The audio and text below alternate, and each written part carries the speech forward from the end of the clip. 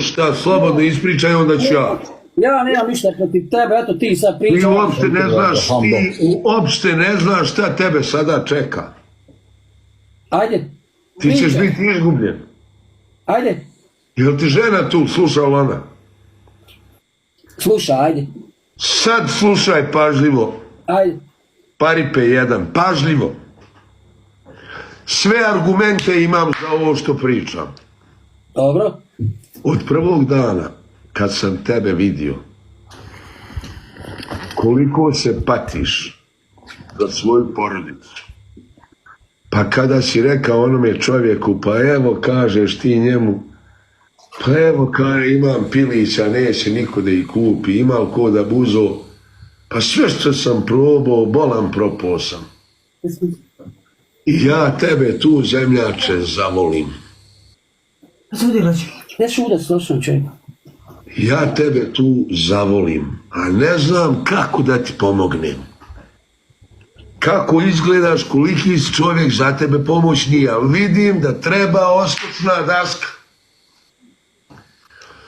I ja se odlučim na ovo kad ste vi ušli na, ti tvoja žena, na ovu hranu i ovo da pravite tamo vamo.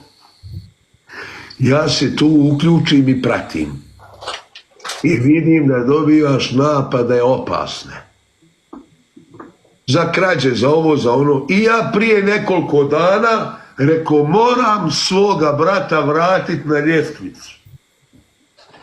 Pa sam počeo javno da te vređam. A sve to radim smišljeno. Ja tvojoj majci ne želim ništa ružno, niti. Ja hoću samo da vi imate dovoljno za život.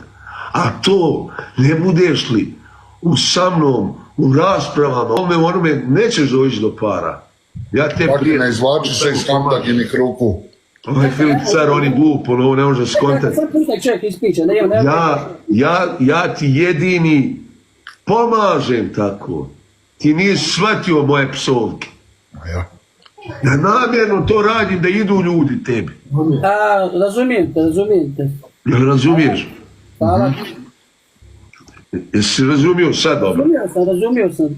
Dajmo se još jednom kamo da jebo ti svoju mater, lipu, upičku, i ti i ovaj moj brat. Pa jel ti vidiš koliko si ti frajer glup i ti da uzmiješ pare, mater ti jeve, ja tebe napravim budalom za sekundu. Brš! Eto. Ništa ga nisam